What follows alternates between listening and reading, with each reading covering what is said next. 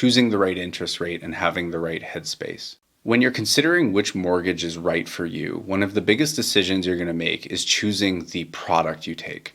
Typically, it breaks into a fixed mortgage or a floating rate mortgage. Now, with these options, you have to consider a few things. The first and most important one is the likelihood that you break the mortgage and trigger a penalty. I think the first question that you should be asking as a borrower is, do I think I will break this mortgage in the next 2 to 5 years based on the term you take? If the answer is that there's a reasonable chance, you may move, change in family, parents are getting sick, I suggest you really focus on penalties above all else. Once you've gotten past the penalty stage, the next question is which product is going to be right for me from a stability perspective. Now, I want you to think of fixed rate mortgages, typically speaking, as having the best worst case and likely the least desirable best case. What this means is that when you take a fixed rate mortgage, the mortgage will not get any cheaper. So you take a fixed rate of, let's say, 5%. You know that no matter what happens with interest rates, it's not going below 5% for the remainder of your term. And your worst case scenario is that interest rates drop.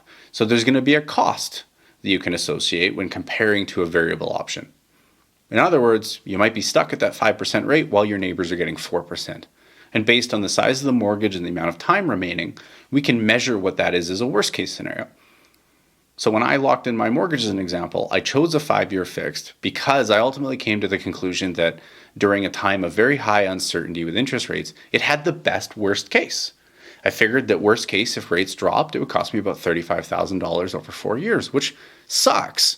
But at the same time, that was my worst case scenario. When I was considering variable or floating rate mortgages, the worst case scenario was unknown. Rates were going up. Nobody knew what was going to happen. And the concern was that rates could go up to 8%. They could go to 10 or 12. I didn't know what my worst case scenario was. A little bit about myself. I'm a mortgage broker, so my income's tied to interest rates and real estate. And I've got 2 little kids, so that I'm a single income household because my wife is busy taking care of the family and she works 3 times as much as I do.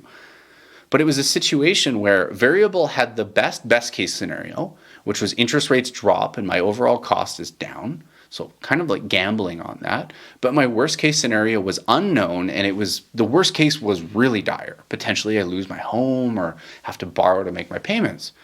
With a fixed rate, my best case scenario kind of sucked. I was going to lock in at roughly 5% and that was it.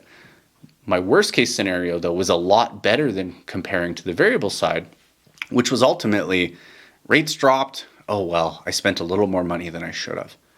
So I really suggest that when you're considering your different mortgage options, you look at it from that perspective to see what resonates with you.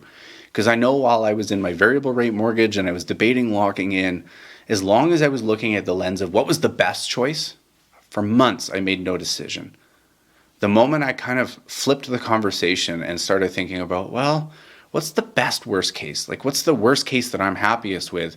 I'd made a decision within 24 hours and I locked in my mortgage. I'm not saying that you should do what I did, but I do suggest you consider that thought process as a way to try to figure out what the right choice for you is.